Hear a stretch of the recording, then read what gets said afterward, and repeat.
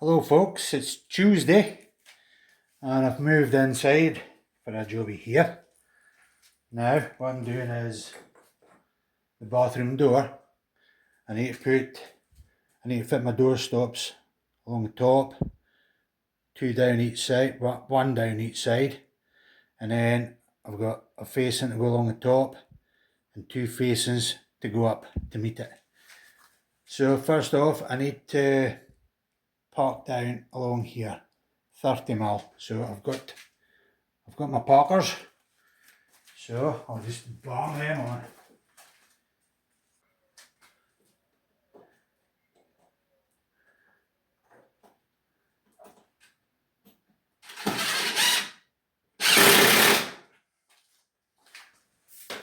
Right, that's that done. Park that there. Now I need to put doorstop on. This is going to be slightly different. Usually what we do is have the doorstop fitting in between your door plates so the door shuts against it. But I don't have enough wood. Well, I don't have a wide enough bit of wood to do that. So what I'm doing is I'm just stopping it up at the top rail, and this is going to act like a wee vent. So all I need to do is get some screws and I'll screw that bit on. It's going to be bonny when it's done. Right, and just double check I've got it. Yeah, that's pretty good, pretty sweet. Right, I'll draw some holes and get that ready for some screws. 4 will do, so you can put in 20 if you like. Right, so my holes drilled. Now all I do is stick it up here.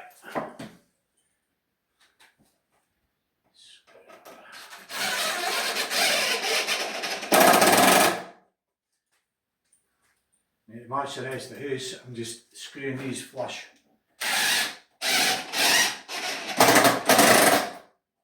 So the one I'll be hidden will be visible, which is what I'm wanting. Some folk out there are going, no, it's a bit rough.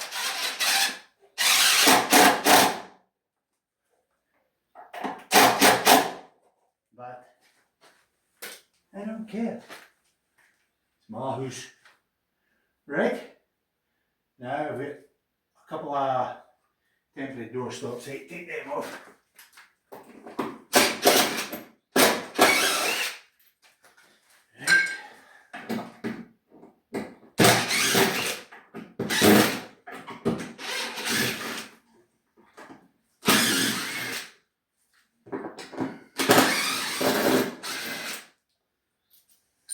To measure my door stops, what I'm going to do this time is, instead of using a tape, I'm just going to use my rule.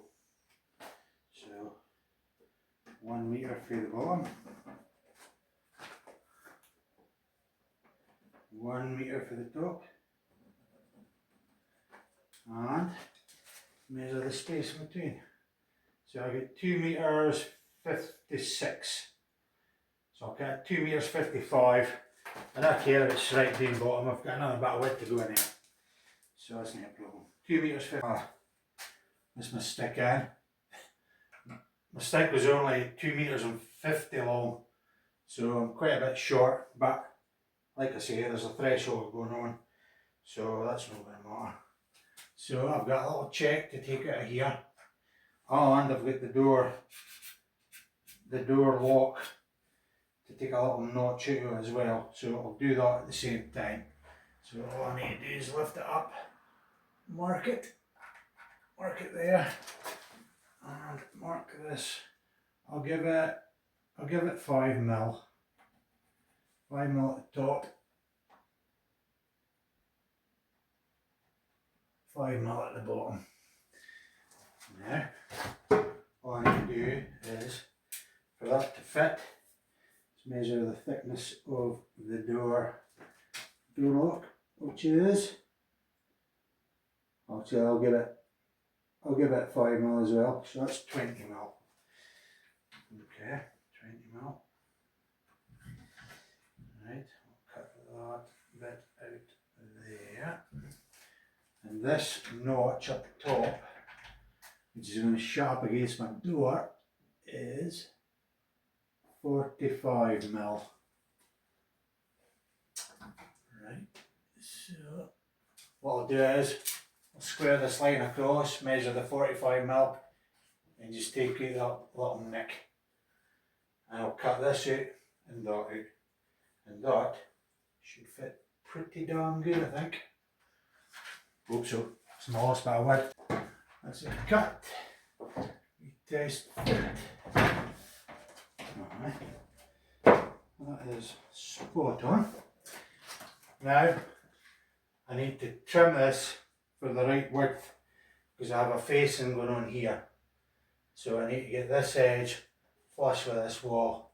So up top is the easiest mark to point to mark. Right, so that's that. Now what I'll do is I'll just measure off the door in the middle and at the bottom. This is a 6x2 kit, so it should be pretty straight, I would have thought and hoped. So that is, it's 140 in the middle, and it's 140 at the bottom as well. Cool. If that's 140, I'll just set the saw up, ping her through, and that should be good. Right. When I'm out there, I'll also mark for holes for my screws as well. I'll probably put 6 screws, I think. I'll keep it nice and solid, and there's no hardly anything out here, but I will put in a wee parker here and there just to help keep it square and stop it from moving. So I'll go cut that, draw my holes, and then hopefully just screw it up. She should be good. Cool. Here's our doorstop. It fits, cut it to size. Just to double check, just run your eye in. Yeah, that's going to be sweet. Alright. Then we just screw up the stop.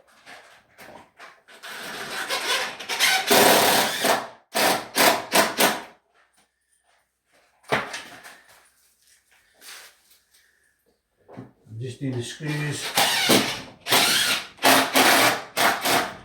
against the door just now,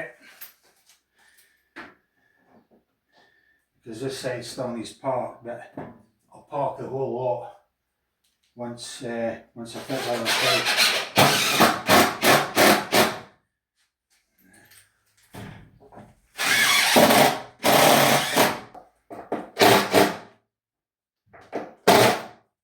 That's good. That's fine. Just double check it's square with your door as well. It's pretty good actually. Quite chuffed. So like I say, I'll just cut some parkers to suit, and then I'll screw that up as well. Right, so this side is basically the exact same thing, but instead of a door lock, I have 2 hinges to take little notches out for. So, exact same, I'll just measure it the same, mark how wide it is, take the notch out. Yeah, screw that on. So next time I'm back, this will be on. Now, this is what she should look like. Got my screws in, set flush, got a wee 3-4mm gap round the lock. Fits plenty. No rubbing. It's tight up against the glass. Got the top screwed up. Got the other side done. And so I'm pretty good. Now when my facing is on, it's going to be perfect. But I've got a wee problem. Folkies. I need to put a patch of plasterboard in here, and I need to tape it and paint it. So I can't actually get that facing on just now. But what I'm going to do is I'm going to do the one along the top and the one down the side. But I have to cut them first. I'll not bore you with that details. It's the exact same as how to make your own skirting video. Give that a wee look up and you'll see exactly how I'm going to do it. Just the facings are slightly thinner and slightly narrower as well. They're going to be 75mm by 16. So I have to make them. Oh well, that'll do it for the day anyway, but that's it. That's her getting on. Looking good. Ignore that wee bit down here. Squint. Waste to fix it. Right, take care. Bye bye. Okay, so here's my facings that I've just made. I did a wee short on them, if you want to check that out. 5 easy steps to make them. Now, they're butterflied, and I've kept these wee solid marks on, like I did with the windowsill through the house there. So, I'll have the holes to the inside. So I'll have them like that. That'll be pretty boring, I think. Now, to fit them, you need to fit them to your floor. Might need a wee scribe, but that's actually very good. So what I can do now is measure, not measure, just mark, just maybe 2-3 mil above your top doorstop there. You want a little gut, a little sort of reveal. You don't want it like that. That'd be too much. So maybe only 2 or 3 mil. That's all you need. And I'll cut this square, and I'll mark this side as well when I'm at it. That should be good on the floor. Now this one's actually in a wee scribe here, so I'll just mark that. Doesn't have to be perfect because it's at the floor. Unless you're a moose, you'll no see it. So I'll go cut that and then mark the top, and I'll cut them both, and then I'll fit my top facing. Okay. Okay, all we need to do now is nail it up. Keep a couple of mil gap here, like a little lip, and just nail it up. I've already put a nail in here, so that's good there. And then I'll go into the middle, just in case it sticks slightly bent, which this one is, but that's fine. So keep your gap here. That's good. And then down the bottom. And because you've only nailed it 3 times, you can get your gap top, middle and bottom the same. And then what I usually do is 2 nails in between. So there, and there.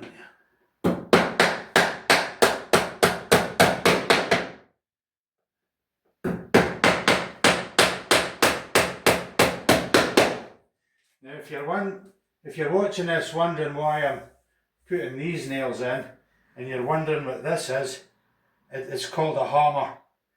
And that's what we used to use back in the day. Now it's all gas powered nail guns and stuff like that. I personally don't like them for finishings, but that's just my preference. I've done it like that for day one. I'll probably do it till the day I die. So this side, what I can't actually nail this one up yet because I've still to paint and sand up the edge here, but what I'll do is I'll stitch it. Okay, so I've got one nail, and what I'll do is I'll just stitch it in place up the top. So get your gap the same again. Yeah. That's it stitched there. That's good. Okay, that's it fitted. Now all I need to do is cut the top rail. I need to take a little bit off this this top sort of cornice piece here.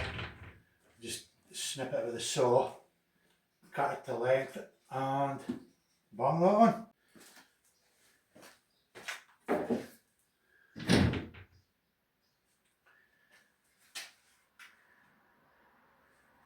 Okay, here's my top facing.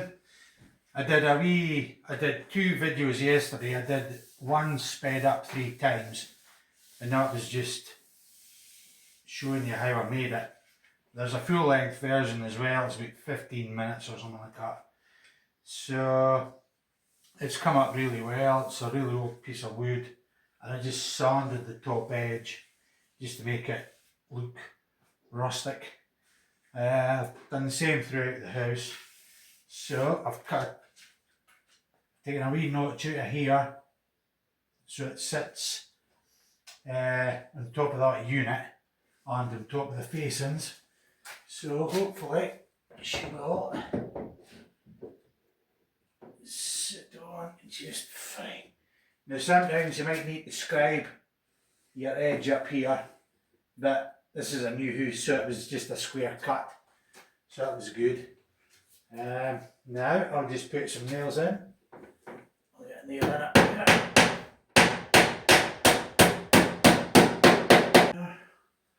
One there.